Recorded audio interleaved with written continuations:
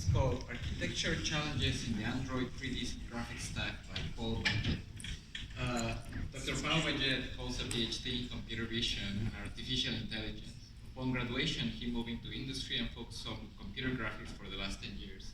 After 6 years at ARM, working at the Mali GPU driver team, Paul joined the Android graphics team at Google 9 months ago in order to improve the graphics tooling ecosystem.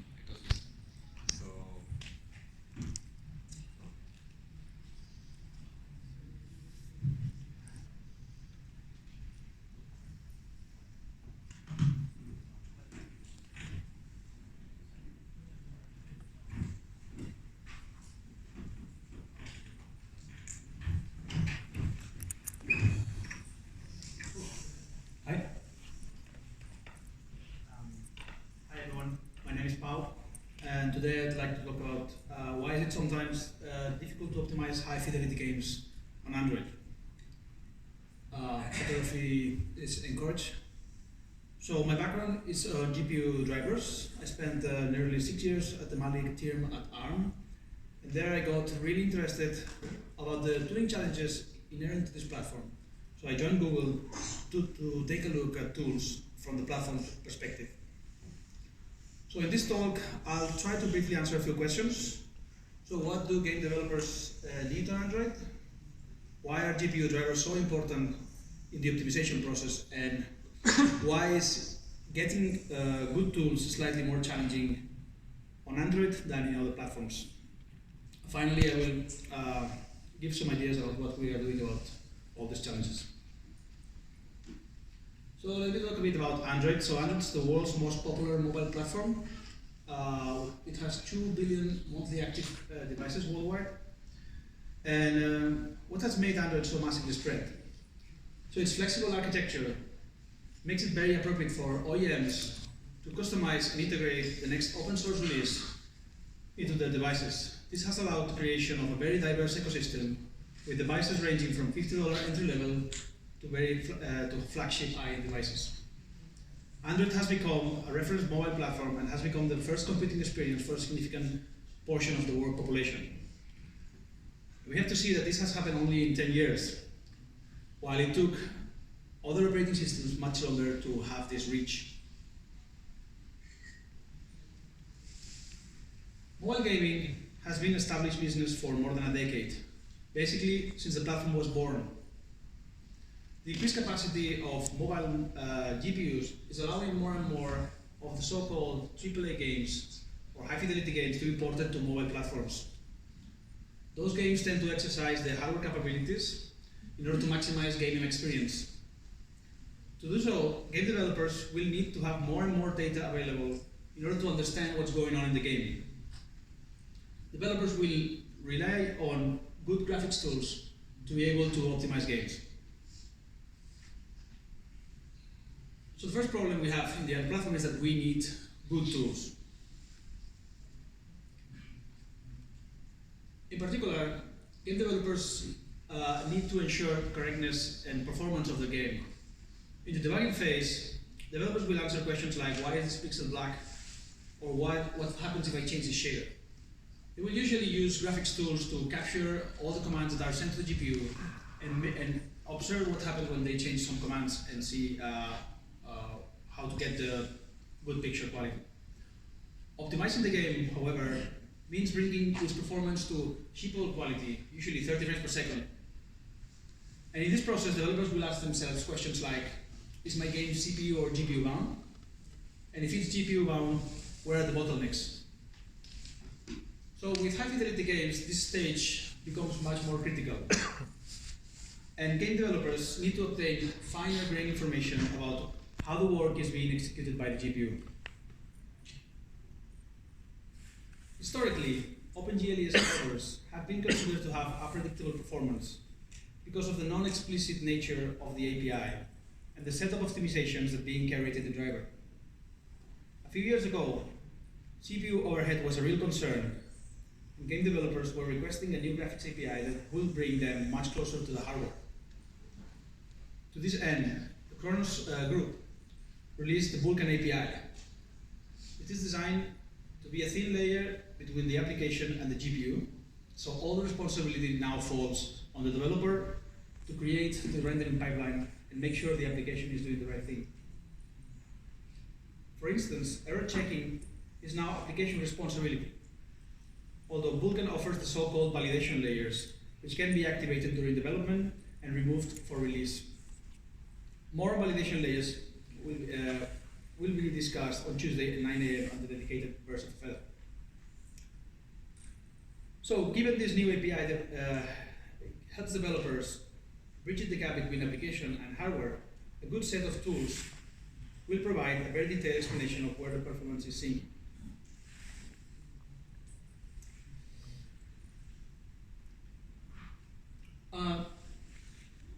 I will explain now why mobile GPUs are a bit more challenging for profiling. So a typical metric that developers are after when profiling a game is how much time a particular job call is spending on a rendering pipeline. Whereas this is a somewhat easy problem in immediate mode renderers, which are the GPUs that you can find in desktop computers. This is slightly more challenging in mobile GPUs. So let me just spend 1 minute explaining why is it a problem in mobile GPUs. So basically, mobile GPUs are constrained by bandwidth and power. So in order to overcome this problem, tile-based architectures become a de facto standard. And basically, as you can see here, there's a new component in the rendering pipeline in the hardware that's called a tiler, which basically will divide the frame buffer into small tiles and then compute all the geometry that will be participating in each of the tiles of the frame buffer. As you can see here, there's a two-stage process. One, computing all the tiles, and second, fragment shading all the geometry for one tile. So it only saves the final result in the memory once. So this brings a big advance in bandwidth reduction and therefore power consumption. The problem is that it's difficult to track individual draw calls. So in order to make sure that we can track which draw call is, or how much time each draw call is spending on the GPU, we need a lot of hooks in the driver. So we would like to get a platform-wide graphics tool for Android. And basically we would like one that covers all the game developer needs, so debugging and profiling. And we would like it to work on all vendor GPUs. The problem is that this tool does not exist today. So, as we've seen before, tools will require lots of instrumentation in the driver. So the question is, how is GPU driver quality on the Android ecosystem? Is it bad? The answer is, in my opinion, the drivers are not bad, but the problem is getting them. Let's see what happens with the hardware in Android that makes it this difficult. Android as a platform doesn't have control of the hardware that has the device. So there's a few GPU IP vendors who every year will produce new versions of their GPU designs. Those are converted into actual silicon and integrated into system-on-chips by some silicon partner. OEMs then will integrate the SoCs in order to produce the actual device or the mobile phone. That's the thing that you can buy in the stores. As you can see from this diagram, a great portion of the devices are made using a few GPU designs. That makes a concern for OEMs and SoCs about differentiation from a graphics perspective. So they will add new features and optimizations to the GPU driver to make it, to achieve differentiation, and that is what I call the special sauce. So with this special sauce, how do drivers get from GPU designer into the actual device? So the GPU designer will deliver every model with a Vulkan or OpenGLES conformant stock driver. It follows the food chain to the SoC and to the OEMs, who will add their special sauces to produce a final GPU driver. That driver will pass the corresponding Android conformance test suite and can be flashed into the device. This is usually a time and money consuming process, especially because GPU drivers will need to be updated via over-the-air update. which for regulation purposes needs to pass a very long QA process. In the end, this makes that OEMs will update drivers 1 or 2 times per year. Some devices will never get updates after they are released.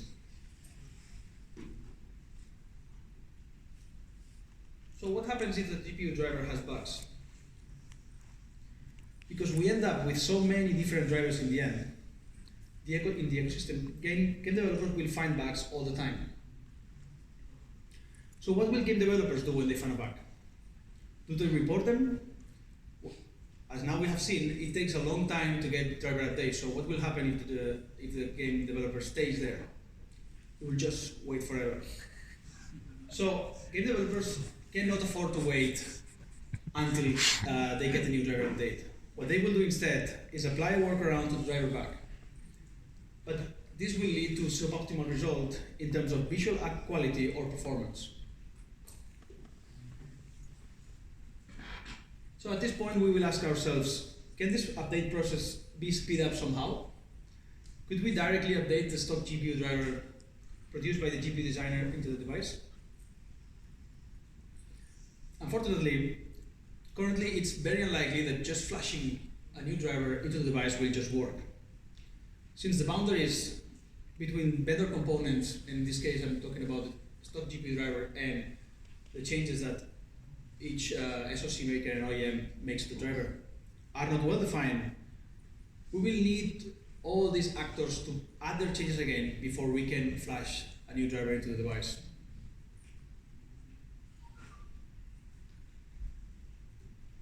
So the last problem I want to talk about is we need, in order to have a platform-wide tool, we need to be able to get performance data from all major GPU vendors, right? So we need cross-vendor profiling. So currently there's no standard interface for GPUs to expose performance data.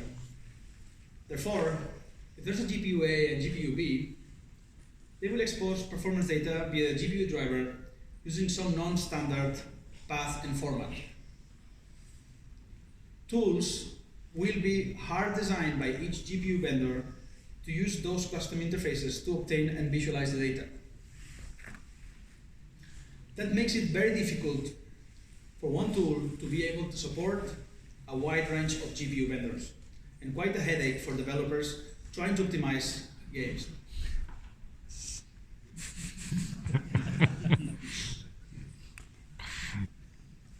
So, what's the current state of profiling tools on Android?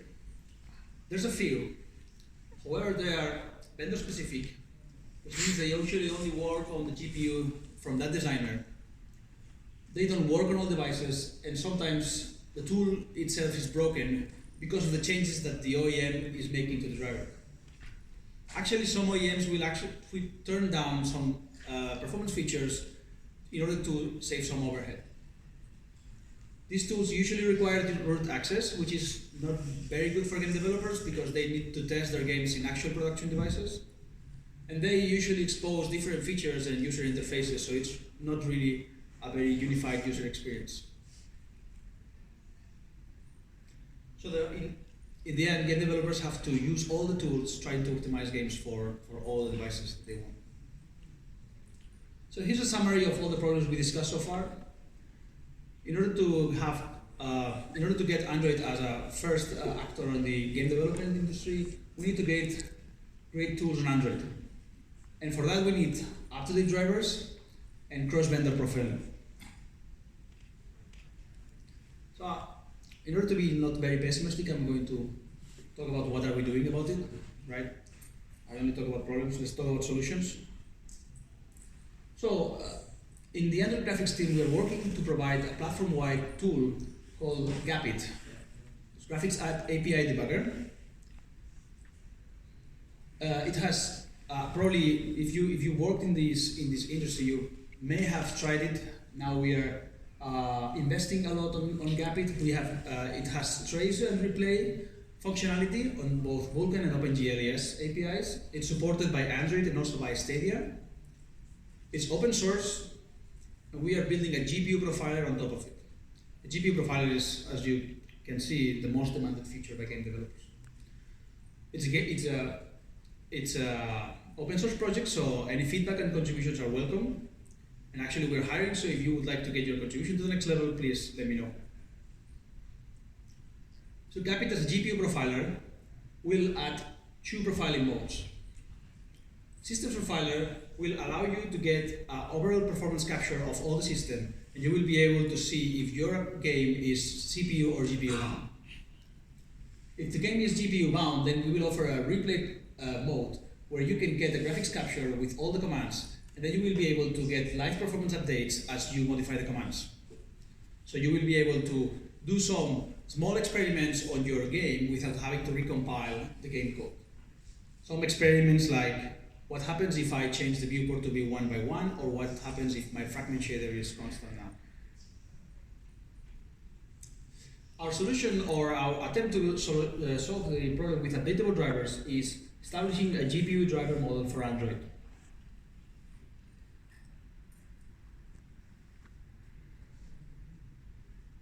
A GPU driver model, like WDDM for Microsoft, will establish a common job submission interface that will need to be implemented by all GPUs.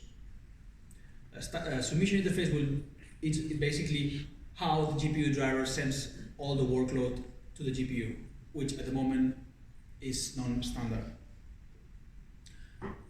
It will also allow defining good interfaces between the stock GPU driver that's delivered by the designer and the vendor changes, the changes that the vendor applies to achieve differentiation. So it will make it much easier for game developers to try new drivers directly from the GPU designer, which hopefully will contain fixes for the bugs they care about. And our solution for cross-vendor profiling is establishing, as an Android platform, a standardized performance interface.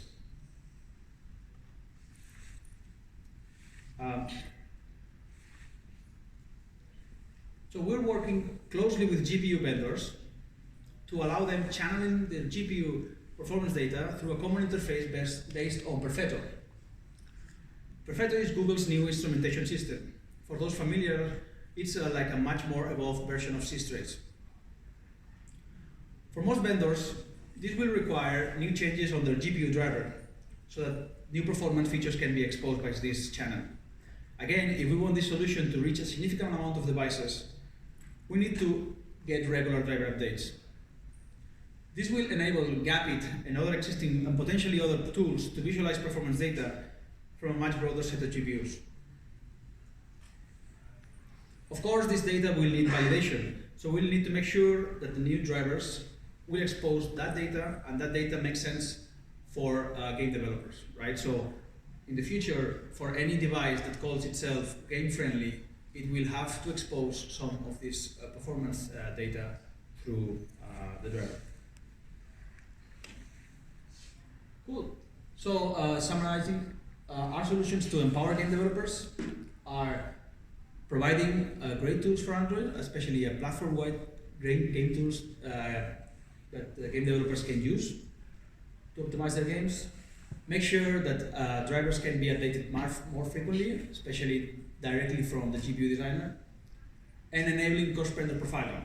So game developers can use one tool to optimize for all the games. And that's how a game developer will get when they get tools. Thank you very much.